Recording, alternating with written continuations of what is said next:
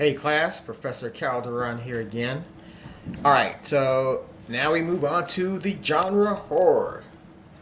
I know all of you guys are familiar with at least one of the characters in the most iconic characters that were created in this genre. Um, there's so many of them in horror to choose from, which is one of the distinguishing factors of this genre. There's just so many iconic characters. It's a paradox here. This is a genre that has been a huge part of the market, and it attracts people to creatures that we would actually run from in real life. That's pretty interesting, right? There's this paradox. If we encountered these creatures, we're out of there. It taps into the supernatural. So there's this sense that this thing will not die. It's going to persist beyond the movie. I remember when I first saw The Exorcist, it scared me because there's this notion that it can happen to anyone at any time, regardless of them doing something to prevent it or not. So there's this supernatural element to it.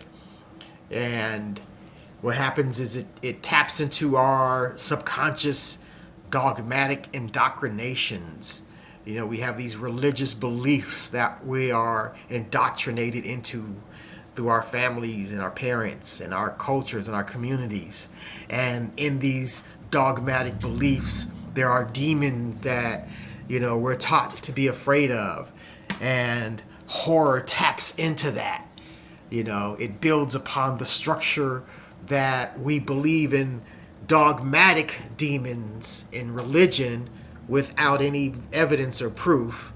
And we will believe in these supernatural creatures in the horror genre without evidence or proof.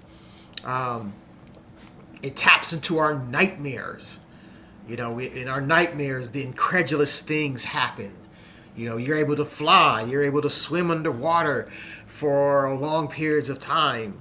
You're able to do all sorts of things. So there's a mixture of that in horror coming through. In human cognition, there are hallucinations. We can hallucinate. Someone can give you chemicals and you'll think you'll see something. You can be deprived of senses for a long period of time and you'll start to hallucinate. You can have a seizure, a mild, undetected seizure, and start hearing voices. You'll think that you're having a supernatural experience or a spiritual experience. All these are connected to various regions in the brain firing, right? And triggering memories. And we get the sense that nothing is safe. And that's scary to us. Nothing is safe. The origins are in literature. It was established in 19th century Europe with Gothic novels. And then Malay's The Haunted Castle was the first. And if you think pre-literature, pre-novels, there were so-called sacred texts, Bibles and Qurans and other sacred texts that reference demons and hell and places that you really don't want to go to, creatures you really don't want to mess with. So this is, again, tapping into that, the origins.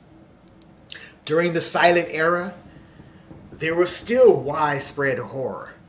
There were low-budget films, and they were very good at assaulting the audience with low-budget violence.